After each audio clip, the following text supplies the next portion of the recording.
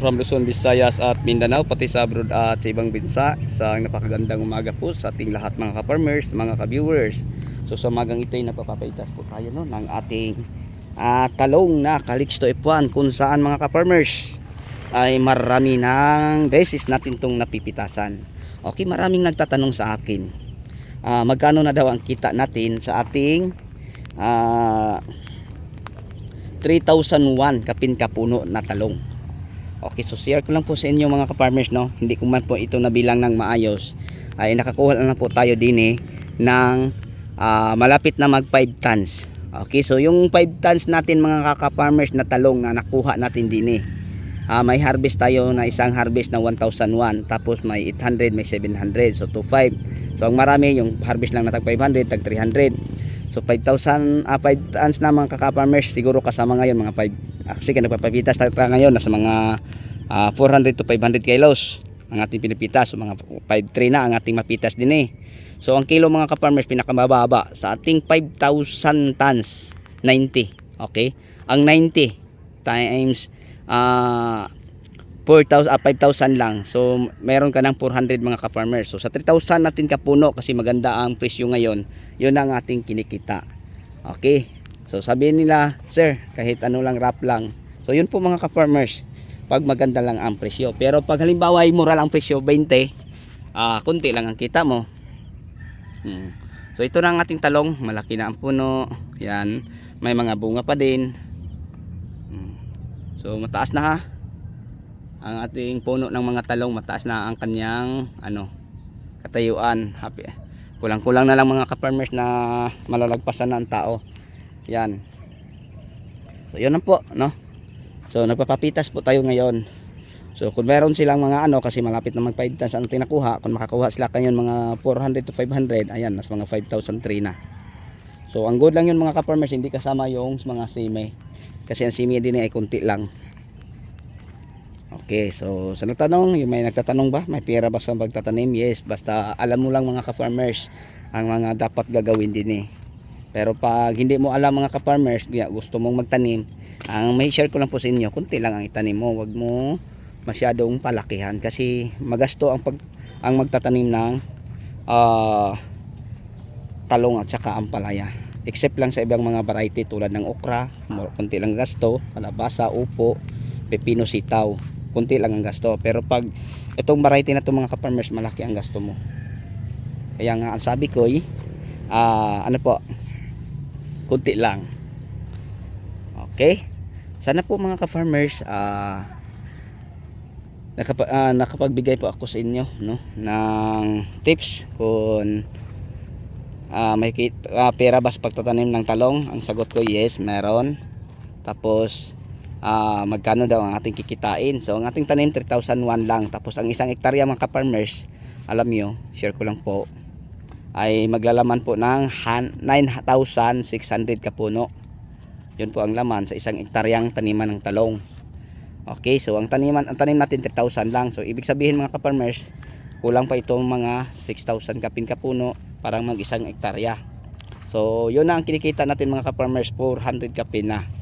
Kasi ang pinakamurang kilo din ay 90. Kaya 90 mga ka-farmers.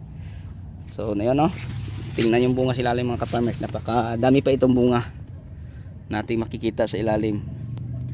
So napapapitas po tayo pero marami pang bungang maliit na mga kasunod. Tingnan nyo sa isang sanga, isa, dalawa, tatlo, ito pang apat. So yan, magkasunod lang mga ka-farmers. So kung na isang hektarya ito mga ka-farmers, ang ating talong nasa 1 milyon na. So yung talong nating napipitasan, may tag 140 pa per kilo, may tag 150 per kilo. So yan, ganyan mga ka-farmers, kalaki na ang ating binta sa talong. Okay, so kasama siguro sa ngayon mga ka-farmers, aabot na siguro mga, kasi parang sarap ko na pag blanche, hindi kasali yung sa kubo ng mga semi, nasa mga 470 na ang ating binta sa ating talong na 3,000 kapuno. Pero pag halimbawa ay madagdagan pa mga ka-farmers, no, ng binta ngayon, aabot na siguro ng kalahating milyon ang ating kinikita sa ating 3,001 kapin kapuno.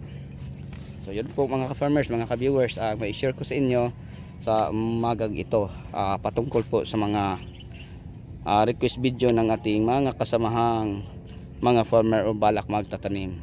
So ngayon nagpapapitas po tayo din ng ampalaya, kasi yung ampalaya natin kahit may katandaan na, meron pa rin tayong napipitas mga ka-farmers. Hindi naman masyadong marami, at least meron. So yung talong natin na bubama ngayon ang harvest natin ng konti, kasi alam natin na dumami yung nakaraan. Ganun din ang talong mga ka-farmers, ang harvest niya pataas pababa, pataas pababa.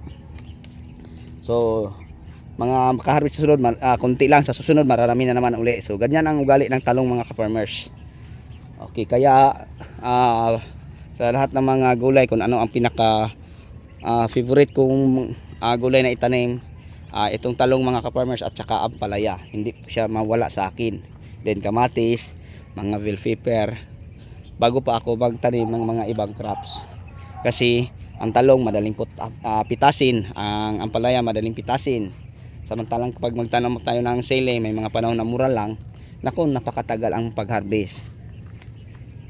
Tapos si talong mga ka-farmers, matagal ang buhay, maraming beses yan nating mapipitasan.